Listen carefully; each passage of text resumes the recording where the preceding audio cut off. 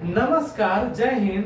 पिछले क्लास में दोस्त हम लोग पढ़ चुके थे शब्द, जिसमें शब्द के उत्पत्ति के आधार पर शब्द के चारों भेद तत्सम, तत्भव, देशज और विदेशज हम लोग पढ़ चुके थे। कुछ मैं एग्जांपल्स भी आप लोगों को दे चुका हूं तत्सम और तत्भव का। जीडी वाले खास करके इसको देखिएगा, जीडी में बहुत सारा प्रश्न यहाँ से आता है। तत्सम से तत्भव बदलने के लिए, तत्सम शब्द छांटने के लिए, तत्भव शब्द छांटने के लिए। चलिए इसी के साथ आज का सेशन में हम अपने आज की क्लास में हम बताने के लिए आपको जा रहे हैं रचना के आधार पर शब्द के भेद। रचना के आधार पे शब्द के भेद मैं पहले भी बता चुका हूँ। शब्द जो था वो बड़ा लालची था, चार शादी कर लिया था। तो पहला उत्पत्ति थी, दूसरा रचना है। रचना से कितने बेटे हैं वो हम लोग जानने जा रहे हैं। तो रचना से ये 3 बेटे, यानी 3 भेद। रचना से 3 भेद। पहला भेद क्या है? रूढ़ शब्द। पहला रूढ़ शब्द, दूसरा योग रूढ़ और तीसरा यौगिक। ठीक है, तो ये हम लोग जानेंगे। तो रूढ़ किसे कहते हैं दोस्तों? रूढ़ शब्द किसे कहते हैं?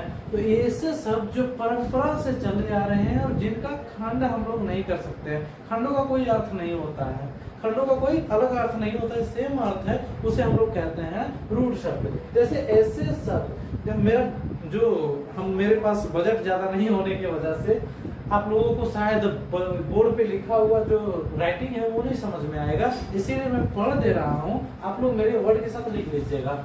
तो ऐसे शब्द जिनके अर्थ परंपरा से चले आ रहे हैं तथा जिनके खंडों का कोई अर्थ नहीं होता, उसे रूढ़ शब्द कहते हैं। ऐसे शब्द मैं बता दिया कि जो मतलब जिसका कोई अर्थ नहीं होता, खंडों का कोई अर्थ। इसको वृक्ष को आप तोड़ेंगे, वृक्ष को, तालाब को तोड़िएगा तो क्या दूसरा कोई अर्थ निकलेगा? कोई अर्थ नहीं निकलेगा। वही वृक्ष का वृक्ष ही रहेगा और तालाब का तालाब ही रहेगा। इसे कहते हैं हम लोग रूढ़ शब्द। दोस्तों सेकेंड है यौगिक शब्द। यौगिक का मतलब मिल जाना, जुड़ जाना। तो वही बोल रहा है कि 2 या 2 से अधिक शब्दों से जो मिलकर के नया शब्द बनता है उसे हम लोग कहते हैं यौगिक शब्द। जैसे विद्यालय, विद्या जहाँ हमें प्राप्त होती है वह जगह है विद्यालय। छात्रावास, जहाँ छात्र लोग रहते हैं वो है छात्रावास। एक बार लिखने के लिए इसे आप लोग देख लीजिए। यौगिक शब्द 2 या 2 से अधिक शब्दों से बने शब्द यौगिक शब्द कहलाते हैं। 2 या 2 से अधिक से शब्दों से बने हुए शब्द को हम लोग यौगिक शब्द कहते हैं। एग्जाम्पल में छात्रावास, विद्यालय, देवालय, ये इत्यादि आगे बहुत सारे होते हैं।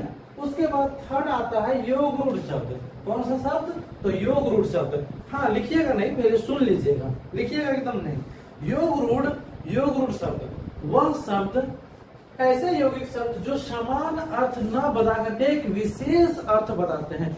ऐसे शब्द जो एक समान अर्थ, नॉर्मल अर्थ नहीं बताते हैं, मतलब लिखा कुछ जाए और उसका पर्यायवाची शब्द के जैसा कोई और ही अर्थ निकल आए, उसे हम लोग कहते हैं योग रूढ़ शब्द। एक बार अब लिखिएगा।